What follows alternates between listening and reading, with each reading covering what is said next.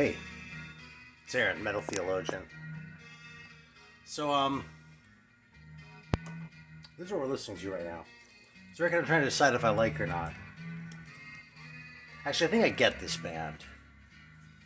This is one I just sort of, frankly, was cheap, so I was curious to check it out. It's this band called Arpia. And, yeah, I sort of snagged this along with something else I was getting. Actually, fuck it. I'm sure y'all know the drill, you know what I mean? You're on Discogs, whatever, and you find something you're interested in, so you look and see what else the guy has. So, you know, you can combine shipping and get that, like, feel like you're getting a better deal even though you're spending more. You know, that whole, like, psychological game we play with ourselves. Yeah, well, this is the one that I was going for. It was the second Graf Spee record, which is really good. I mean, it's just an EP, really. It just has, like, 5 songs on it. But I think I actually might like this more than the first album, just because, I don't know, the fact that it's shorter doesn't hurt it, because this band is kind of hard to take. I mean, it's definitely a taxing listen, right? But this one is a little bit more sort of tuneful and a little bit less sort of... I don't make it sound overly abrasive. I mean, it's definitely metal. It's not like it's noise music, you know what I mean? It's just, you know, really raw and really rough, and to the point where even someone like me who tends to like raw and rough, which we'll get to in a few minutes, actually, um, it's even a little bit much for me. So this one's a little bit more listenable, I feel like, you know, and the songs are a little bit sort of a little easier to get your head around. So I'm on the fence as to whether I like this one better. One thing I do like about this one though is they're going to call the record "Motherfucker," that they spelled it as 2 words. Yeah. So anyway, I got this Arpeo one too, just for the hell of it, just to you know, see what I thought of it. It's still in the shrink. I haven't even torn it off yet, and I will because of the gatefold, because I'm curious what's in there. Although it'll probably punish me by just being lyrics or something, you know. Yeah, these guys. Well, that's the end of that side of the record. Yeah, it's funny. It's like really doomy and you know, sort of dirgy, and has a real sort of prog sensibility. I mean, honestly, this band seems pretty far up themselves. And, you know, a lot of times I don't really go for that sort of thing. I mean, that's why I don't have any use for the likes of, you know, Yngwie Malmsteen or Joe Satriani or any of that kind of, like, guitar wanker shit. But, you know, I can indulge a little bit of self-indulgence sometimes, though. And I think these guys might be on the right side of that line, because I'm kind of digging this record. It's a double, though, man. I'm going to have to listen to it a few more times before, you know, I really sort of come to a verdict about it, you know. Yeah, it's interesting. I don't know where they're from. The titles are in Italian, so I assume they're Italian. But yeah, this is like an Unseen Forces thing that came out a few years ago. Not very expensive at all, so. So, what are we going to play next? Well, you know, maybe we'll just get right into it. Yeah, what the hell? So I've been thinking about, like, records that are kind of beat. Because one thing I've talked about in the past is, oh, actually, this is the impetus for it. I pulled out this thing to listen to. Actually, because I saw it mentioned in this, there's this show on Netflix where they were freaking out over this band El Relo, and I was like, oh, I have a record by them. I actually have 2 records by them. But in the last episode, they're like, oh my, they find one in like some pile of shit they're going through. They're like, oh my god, remember how hard we were looking for this? And I was like, I remember how hard I had to look for it, you know? I kind of want to play this, but it's an RCA. And even though, like, this is rare as fuck in the U.S., I had to send away to Argentina to get this, right? Even though it's hard to, even though it's a big, even though it's hard to get here, like RCL still like block shit in certain countries and that. There's some big labels do, but anyway, this record, you know, it's an old record from Argentina. The cover paper is really thin, and you know, there's a lot of sort of, you know, not like tearing so much, just sort of wear from age and use and that sort of thing. You know, the record's, you know, pretty good looking for a record from 1970 or whatever from South America. Oh, 75 this is actually. But yeah, but I pulled this out, and as I was sort of struggling with it to try and like get it back in the sleeve without fucking it up anymore, I was thinking about other records that I've bought where I've, you know, compromised on condition in order to get something rare, and you know, for a price I was willing to pay. I was like, you know, I talk about that, but I never really showcase it, so maybe that'd be a good topic for a video. So once I get this thing back in the sleeve, I should put this in a bigger fucking sleeve is what I should do. There we go, El Relo. It's a great record, man. If you like 70s like hard rock shit, doesn't get a whole lot better than this. I mean, it's really, you know, it doesn't sound like it came out of America or Britain or, you know, anywhere like that. It seems like sort of a, It's an unusual sounding record, sort of an unusual take on hard rock, but it's still like very much a hard rock record, you know, with some sort of prog elements in that, but not like all over itself. Yeah, anyway, this is a record that's you know, pretty sought after, but it's really one of those that's sought after because it's rare, not because it's great. This record actually doesn't even have the best reputation. But I came across this thing pretty cheap because the condition was kind of rough.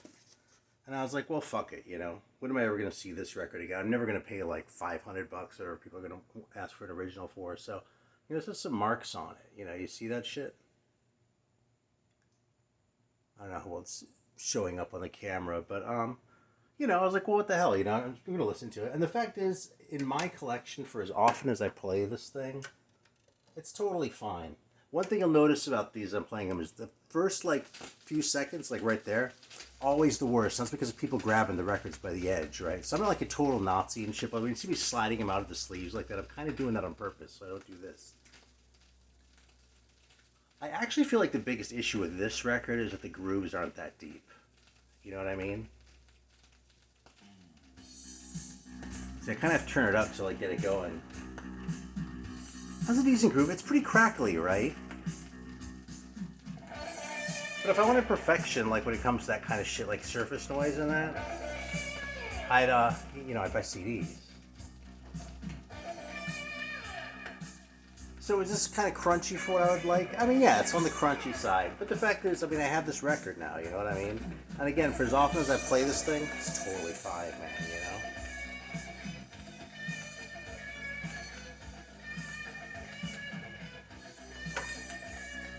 Before I made this video, my younger kid came in. He's in town from school right now. And I was just like looking through shit on YouTube. I was like, oh, did you hear about the Liver King? And my kid goes, you mean Steve Jobs?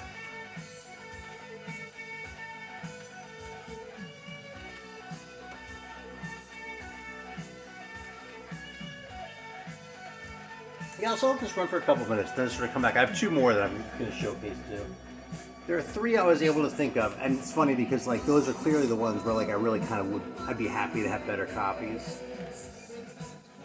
But there's really nothing wrong with any of them, man. So. See what I'm saying about this one? Like it has a decent groove in that. The singer actually reminds me a little bit of Buck Dharma. But only a little bit.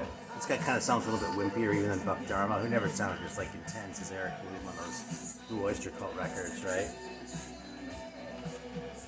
Yeah, I mean, I think the main problem with this record is the songs, honestly. I think if you go and read about it, it'd be easy to come away with the impression that it's worse than it actually is. But, you know, if you listen to a lot of bullshit like I do, you know, it's easier to rate something like this highly.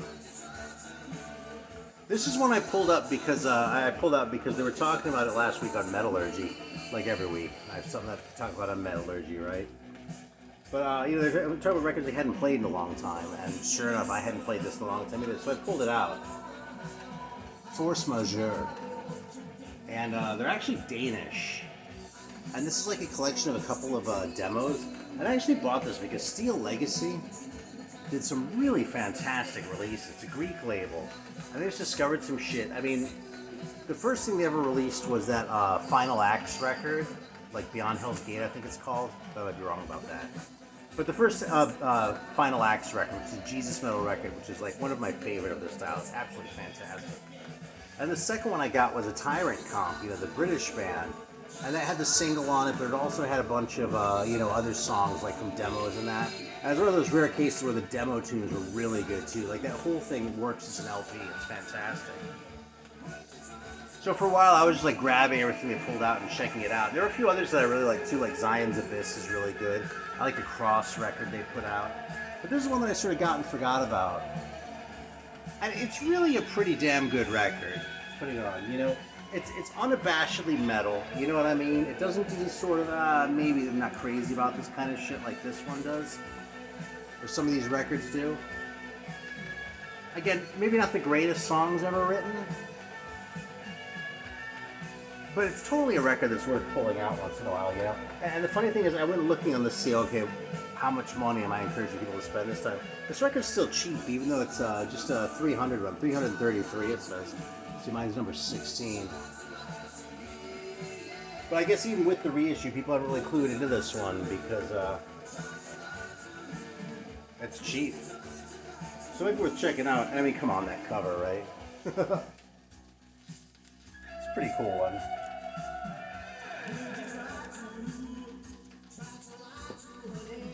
Yeah, then actually I went a little Manila Road sort of mini pick a few days ago too.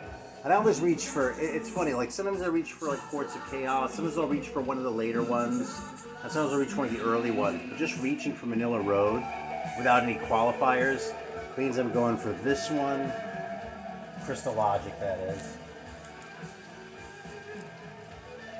Or Open the Gates, or The Deluge. These are my favorites, man. These three records are just perfect. So yeah, if you're interested in Manila Road, I would recommend Crystal Logic first. Yeah, this is the Roadster version of it. And these came out on Black Dragon in France. It's kind of, I don't know exactly what the story is, but Roadster was their own private label out of Wichita, and then they got to deal with this French label and put out a few records over there. Crystal Logic came out on Roadster and on Black Dragon, but on Black Dragon, the sound was really different. Like, it's a lot brighter. Anyway, so you hear that there's more crackling at the end, right? So it's pretty noisy, you know? But like I said, it's a cool piece to have, you know what I mean? This, even if I'd never played this thing at all on Rock Shop Records, it's one of those I sort of smile when I'm flipping past, because it's one of those where it's like, yeah, I don't know if I really deserve this one metaphysically, but, you know, I probably enjoy it as much as anyone enjoys this thing, so. Except maybe the band's friends who, like, saw them live and, like, freaked out and shit. I think this band might actually technically be a New Album band. This is recorded in '84, but I'm pretty sure they're from the UK. Oh, yeah, totally. And, let's put it this way. It doesn't do anything to sort of change my take on the general quality of LPs from that era, as opposed to the singles. Alright, so here's another one. Iron Hawks to the Point. Not the greatest copy ever. I actually had like a perfect copy of this once upon a time. Which I got for a lot less than what it was worth. But somehow, I don't remember, there was someone in Greece, I think it might have been one of the guys from Steel Legacy actually. But there was someone in Greece who was like really hot for the record, and he offered me a Zen Venom record in trade for it. And I was like, I kind of want to keep this record, but the fact is I'm not going to have another chance to find a Zen Venom, because it's an Australian band, right, and they're obscure as fuck. And I was like, I'll probably find an Iron Hawk again before I find a Zen Venom again. So sure enough, I did. And this was relatively cheap, but you know, again, sort of compromise on the condition of it. There's that big sort of mark there on there, right? Looks pretty bad. And you can feel it a little bit, you know? The other side's pretty much okay. There's a scuff there, too. But I'm going to play the side that's more messed up. Just so you can hear this. Because the fact is, this one I think has deeper grooves than the other one. Because this one really, it makes a little bit of noise. But it plays through pretty nicely.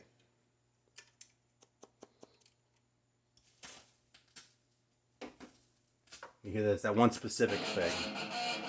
But the music's loud enough that it covers it a lot more than on the Explorer, you know?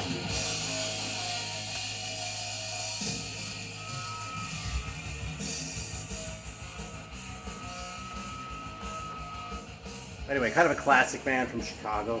The European collectors 20 years ago were going ape shit for this thing. So, yeah, I've seen people pay a lot of money for these occasionally.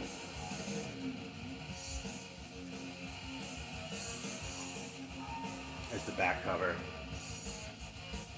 You know, not perfect. It has a couple little things on it. Like it looks like it got a little bit damp on the corner there, you know.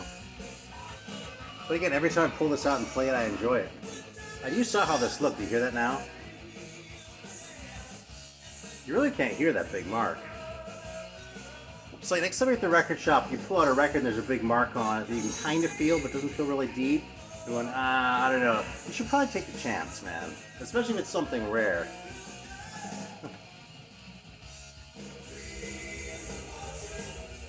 So I'm telling you, that's one of my best tricks for getting shit that's rare, you know what I mean? No, I mean, there's other shit that I do, right? Ways of finagling and places to look for things, that sort of thing.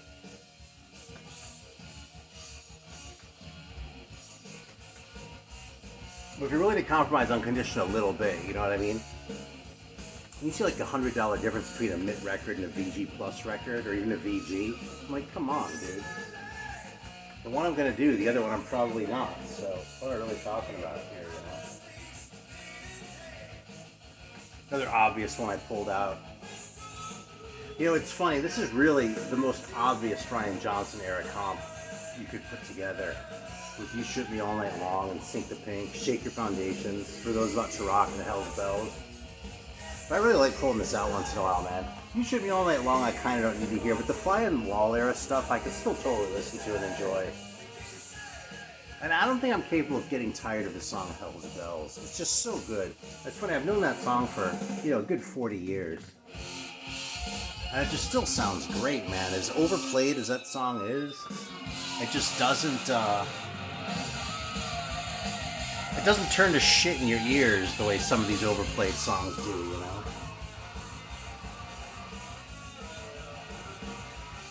Here's what I want to talk about, actually. So in my last video, I was talking about the band Accuser from Germany. I think I might have put it away, but it might be right here still. Yeah, I think I put it away. I had their first record out. I was talking about how much I like the singer, and someone, the alias was Firewoman, I remembered for once. But said, yeah, in case you didn't know, that singer was on this band called Breaker, who made this record called Dead Rider, too. And it's funny because this record was one of those I'd sort of been keeping an eye out for a long time. When they did this reissue on Diabolic Might, I finally, oh, what the hell, and I just grabbed that. Because, you know, I didn't want to pay a lot for it or anything. I just wanted to check it out again. And when I got it, I was listening to jazz or something. I wasn't really in the right headspace. So I kind of played it once and filed it away and forgot about it. So after I read that comment, I pulled this thing out again, and goddamn, this is a great record, man. First of all, the singer is fantastic, man. He has like just the right kind of level of gravel in his voice, like just the right amount of like German accent too, to like be awesome but not distracting. You know what I mean? And his phrasing is kind of weird too. You know what I mean? It's like he sort of like carries over lines where it seems like there should be a lift. You know what I mean? Like where you take a breath. Or things like that, but it just works, man. Yeah, I dig this record a lot, man. And again, with this reissue, it's not very expensive. The label's in Germany, so it's not dirt cheap in the US. But there are people online asking, like, you know, $70, $100 for originals. This really isn't worth that, you know? So, anyway, another band called Breaker. We talked about Breaker from Cleveland and Breaker from Calgary. Today we're talking about Breaker from Germany. So, recorded in Bochum. Anyway, really good record. I like that one a lot. Just a little bit of a click there. But the music totally covers it.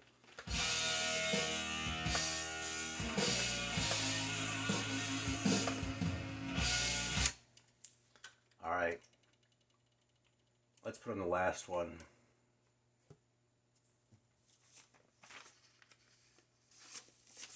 Yeah, this last one I bought is a VG. And VG is pretty generous grading on this thing. And again, I think the main problem with it is that, well, it's a 45. I think they were cramming too much music on there, so the grooves are kind of shallow. So you hear the imperfections in the record. You know, because they had to turn the sound down to make the grooves fit, so you have to turn it up on the stereo, and you know, the stereo doesn't really give a shit about whether it's stuff you want to hear or stuff you don't. But it is this single right here, Hold Back the Lightning by Tyrant.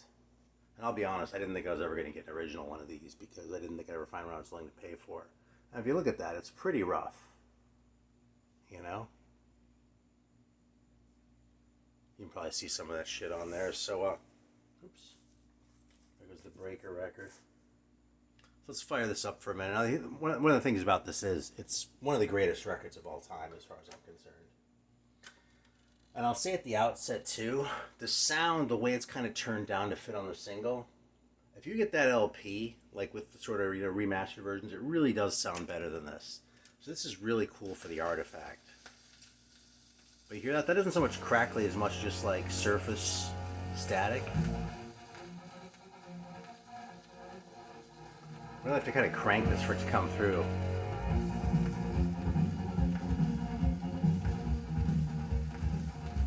You hear that? It's a little muffled. You see what I'm saying? Like on the Steel Legacy LP, and probably on the other LPs that have come out since, you can find these tracks like Too Much Trouble. There's just a wider dynamic range on it, you know what I mean? I feel like on this record, more than a lot of records, you kind of hear the limitation of the medium, and that plus the scuffs makes for kind of a noisy listening experience. But I'll tell you something, it feels really good to pull out an original Tyrant single and put it on your turntable.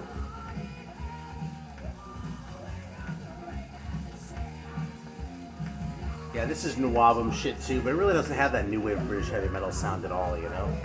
This is like, I want to say it's 83. Yeah, it's 83. So it's a little on the late side anyway, but it doesn't really sound like that. I mean, it sounds more like they were trying to be Manowar than they were trying to be Iron Maiden, you know? Not that Iron Maiden never did shit of this caliber, because they did too, but I think it's one of the greatest songs ever written. Hold Back the Lightning by Tyrant. Kind of a weird band anyway, because they have like these medieval themes and shit, but a lot of their shit is about like losing wars and shit like that. It's like not like, yeah, we're to victory. It's more like we were going for victory, but we fucking lost, you know. There's a lot sort of moodier, you know, which is an interesting take on the whole thing.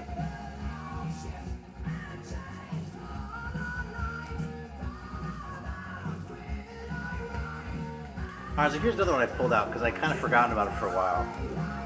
This is a Turkish band, and they're called Dr. Skull, which I think is a fantastic name for a band. I don't necessarily think the cover is fantastic. It kind of looks like they're not selling what they're actually doing, but this is definitely a metal album, and it's also not all that heavy a metal album. I mean, it's not an AOR record. It's, you know, it's a metal record, but especially when did this come out? Yeah, 89. Well, we just recorded between 89 and 90 in Ankara. I'm really going to trust my Turkish on that.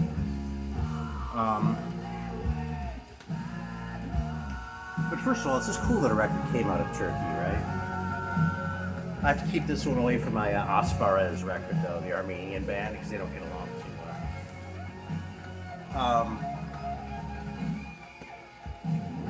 Anyway, it's a cool piece. It's cool that this exists, and I don't think it's very expensive to find it either. I mean, I haven't gone looking for it in a while, but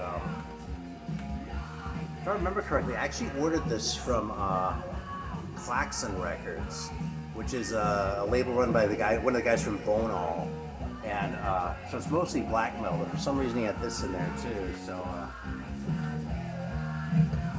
Yeah, actually, I kind of knew Brandon when I lived in San Francisco. He's a good dude, so and he likes a lot of shit that isn't just black metal, so it's not that much of a shock.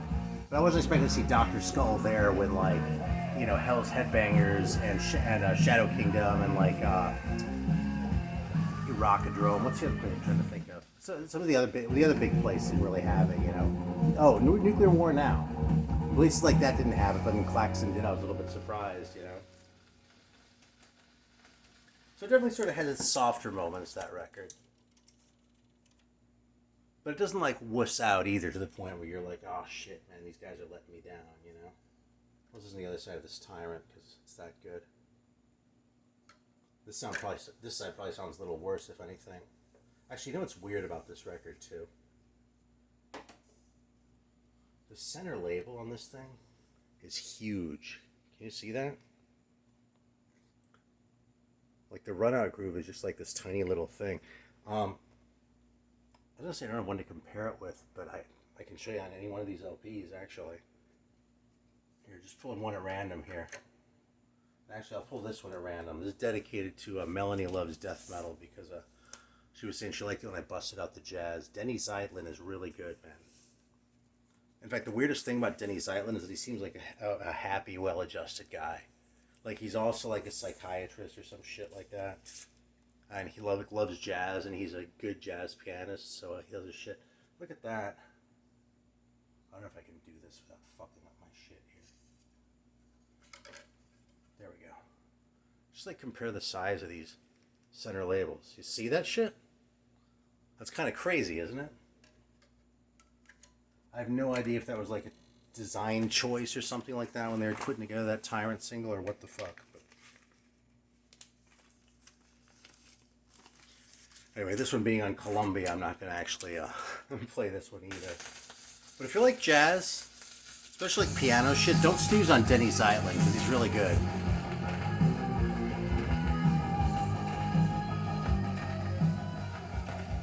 So it looks a little bit like Woody Allen on this record before he had the beard.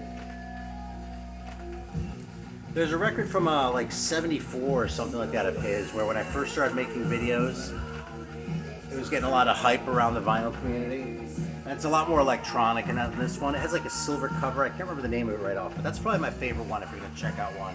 But Zeitgeist is really good too, and I have like maybe 2 or 3 other records of his. All good shit. And you can actually get some of it directly from him still. Because he like still lives in San Francisco. He's like 90 or something. He has a couple of these records left, so he'll send you one. He'll be super friendly about it because he's like a really like a nice guy who's like well adjusted and seems to have had a pretty good life. So what else do we have to show here?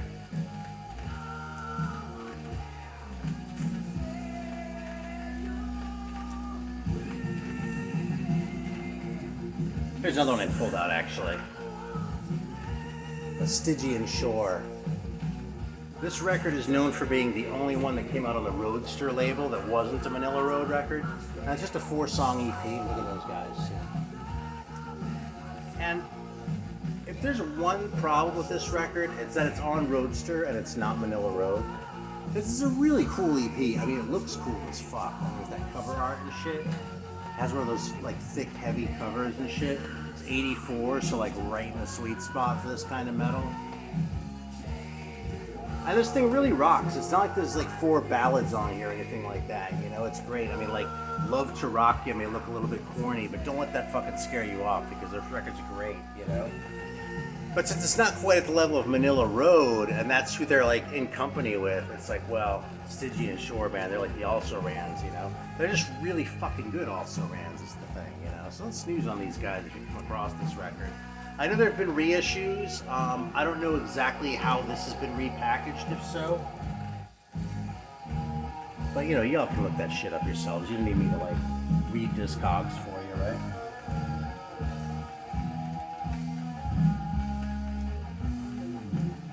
Yeah, I was geeking out hard enough over Bombarda, who I was talking about last time, that I actually went and snagged a copy of the first one. Apparently this is their first album.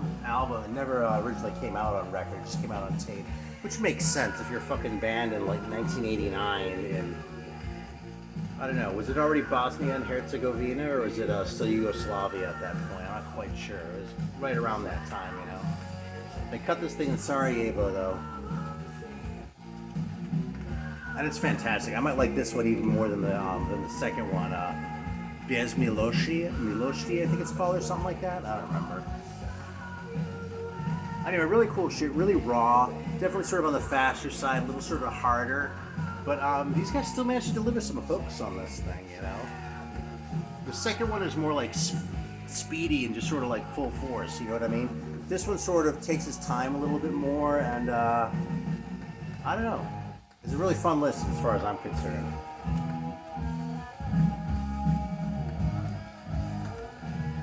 God, I love this fucking 45 so much. And I pulled this one out once again. And we can leave it with there, just like these guys leaving us on a half cadence there.